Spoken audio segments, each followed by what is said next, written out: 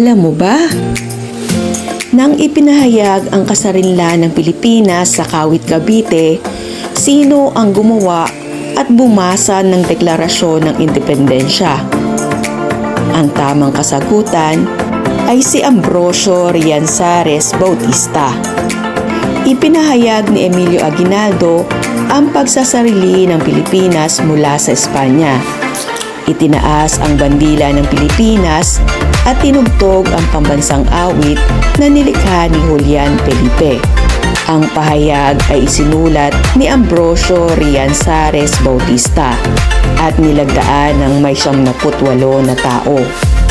Dating ipinagdiriwang ito tuwing Hulyo 4 bilang paggunita sa pagpapahayag ni Pangulong Harry Truman sa Pilipinas ng kasarinlan mula sa Estados Unidos noong 1946.